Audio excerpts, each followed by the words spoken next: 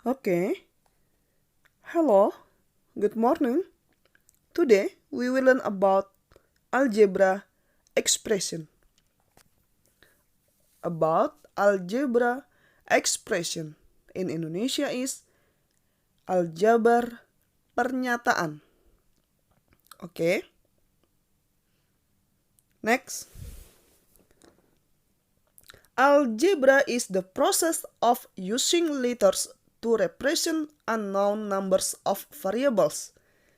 Algebra atau aljabar adalah proses perhitungan yang menggunakan huruf untuk mewakili variabel yang belum diketahui nilainya.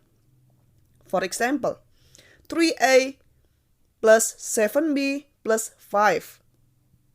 6x minus 12y minus 10. A constant in Indonesian is constanta is a symbol which always means the same thing. Jadi konstanta itu adalah angka yang tidak punya huruf. Look at the example above. 5 and 10 are constant. Oke, karena 5 dan 10 tidak punya huruf, jadi disebut konstanta. A variable is a symbol which can represent different numbers. Oke, variabel itu adalah huruf. Look at the example above. A and B, then X and Y. Jadi variabelnya di situ ada A dan B, lalu ada X dan Y. Jadi variabel adalah huruf. 3 and 7, then 6 and minus 12 disebut sebagai koefisien, yaitu angka yang punya huruf. Oke. Next, for example, write an algebraic expression from the situation below. Rania has 3 pockets of equal amounts of marbles. She took 4 marbles from the third pocket. How many marbles does Rania have now? Jadi Rania ini punya 3 kantong kelereng, tapi masing-masing tidak diketahui jumlahnya. Lalu dia mengambil 4 kelereng dari kantong yang ketiga. Bagaimana bentuk aljabarnya? Karena ada yang tidak diketahui, karena kan dari 3 kantong itu jumlahnya sama, tapi kita nggak tahu jumlahnya berapa. Maka akan dimisalkan, karena ada yang tidak diketahui. Oke. Next. The answer. For example, jadi akan ada bentuk variabel, konstanta, dan koefisien. Oke, next. The answer. M is marbles in a pocket. Karena kita tidak tahu jumlah kelereng dalam kantong, maka kita misalkan sebagai M. Because 3 pockets of marbles, so 3M. Karena ada 3 kantong, maka menjadi 3M. And minus 4 because 4 marbles taken from 1 pocket, yaitu kantong ke-3. Karena diambil, maka menjadi minus 4. So, total marbles equal 3M minus 4. Oke? 3M dikurang 4. Karena ada 3 kantong, kita tidak tahu jumlahnya, maka dimisalkan sebagai M. 3M. Lalu karena diambil, maka menjadi minus 4. 3M minus 4. Oke? Next. For example, write in a shorter way. The length of a piece of string with 3 centimeters cut off it. Oke, number 1. Jadi ada panjang tali. Kita tidak tahu panjangnya berapa. Lalu dari tali tersebut dipotong 3 cm. Karena kita tidak tahu panjangnya berapa, maka kita akan misalkan. So, kita gunakan variabel S. S to represent to unknown variable. Length of the string in centimeters, then 3 cm is cut off it. Jadi, kita misalkan S, karena kita tidak tahu jumlahnya, lalu 3 cm dipotong, berarti menghilang. Maka dia menjadi minus 3. So, the answer is S minus 3. Okay, next, number 2. The total number of cakes baked if I bake 2 cakes for each of my friends and 5 spare cakes. Jadi ada sejumlah kue yang dipanggang, tapi kita tidak tahu berada berapa cakes-nya. Kita tidak tahu jumlah cakes-nya. Lalu 2 cakes itu akan saya bagikan untuk masing-masing teman saya. Dan saya tidak tahu jumlah teman saya berapa. Berarti kita misalkan lagi. F to represent the unknown number of friends. Jadi F tadi kita misalkan untuk jumlah teman yang kita tidak ketahui. Kita misalkan F. Lalu masing-masing teman itu dikasih 2. So 2 times F. Ya kan? 2 kali dari jumlah teman yang kita tidak ketahui tadi. Or 2F menjadi 2F. Karena ada lebih 5 spare cakes, berarti ada 5 lebihnya ya. Maka plus 5. So, the answer is 2F plus 5. Okay? Next. For example, write a sentence to go with the following. Sekarang dibalik. Ada bentuk aljabarnya, lalu disuruh buat kalimatnya. A. P plus 5. Budi has a box of balls. He put 5 balls in the box. Ini contoh kalimat yang saya buat. Jadi ada P di situ. Saya misalkan sebagai jumlah kotak bola yang tidak diketahui jumlahnya berapa.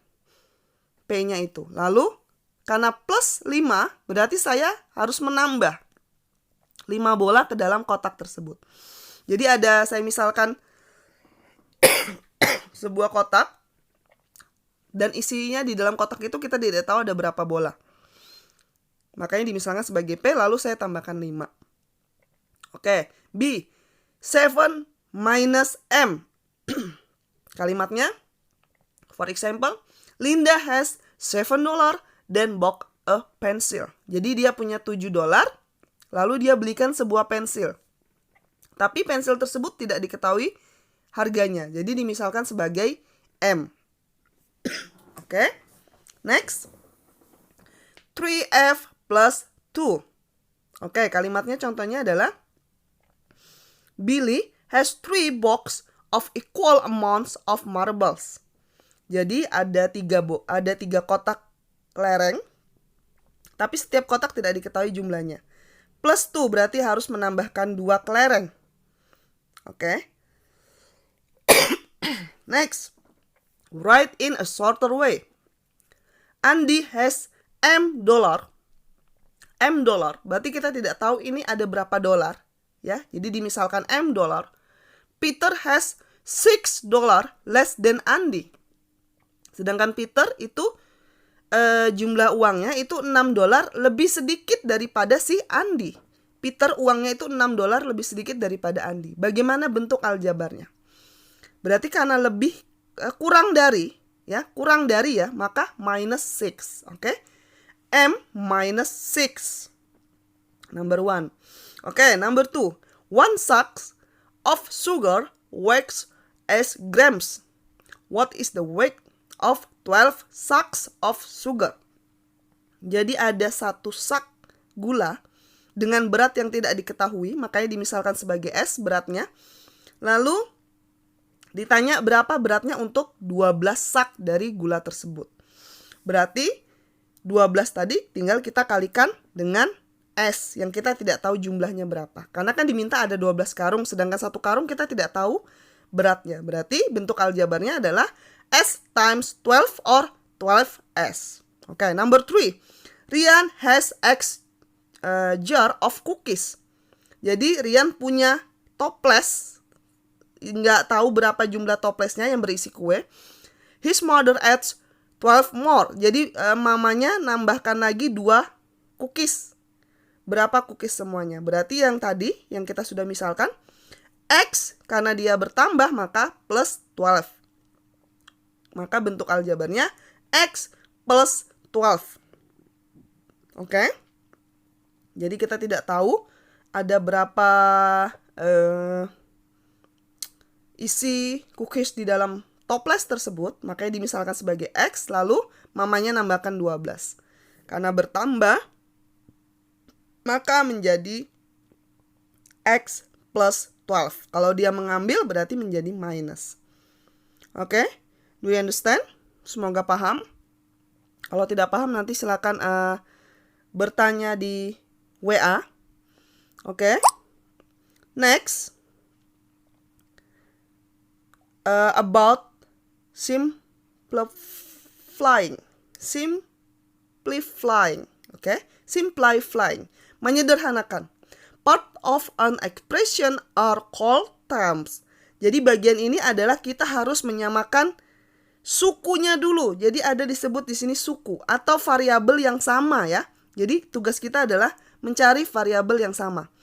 For example, underline like terms. Jadi kita akan mencari variabel yang sama lalu kita garis bawahi. 4p, 5y, 4x, 2y, 6xy, and minus y. Jadi variabel yang sama di sini untuk yang A adalah variabel yang banyak kembarnya adalah variabel y. Oke? Yaitu 5y, 2y, and minus y. Kalau 4p, 4x, dan 6xy itu tidak ada yang sama di situ. Mereka sendirian. Tidak ada yang sejenis dengan itu variabelnya. Oke. Begitu juga yang untuk nomor 2. Yang B. Di situ variabel yang sejenis adalah yang sama-sama tidak punya variabel. 16, minus 1, dan 10 itu sama-sama tidak punya variabel. Oke, next. Simplifying. Number 1, 12t minus 7t minus 20t and plus 3t. Ini semua variabelnya sama. Oke, variabelnya semuanya sama, yaitu variabel t. Kalau sudah variabelnya sama, tinggal mengerjakan angka di depannya. Jadi syaratnya variabelnya harus sama dulu. Kalau variabelnya berbeda gimana? Kumpulkan variabel yang sama. Jadi 12 kurang 75, 5 dikurang 20 minus 15 minus 15 plus 3 equal minus 12. Oke. Variabelnya hanya ditulis satu kali. Oke, number 2. 13a plus 2b minus 22a minus 12b plus 6a plus 18b. Kumpulkan yang sama. Variabel A, 13A minus 22A and plus 6A. Tanda di depan harus ikut ya. Ketika turun ke bawah, tanda di depannya harus ikut. Minus 22 dari atas, turun harus jadi minus 22. Jadi tanda di depan angka harus ikut. Kumpulkan, setelah itu dikerjakan angka di depannya. Setelah itu A sama B sudah berbeda, tidak usah dikerjakan lagi. Oke, semoga paham. Oke. Next, I will send the assessment in Google Classroom.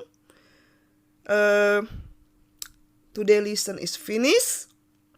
Thank you for your attention and see you tomorrow. Silakan bertanya nanti di grup. Pokoknya intinya adalah mengumpulkan variabel yang sama. Setelah sama, kerjakan angka di depannya. Tanda harus ikut. Oke, thank you for your attention and see you tomorrow.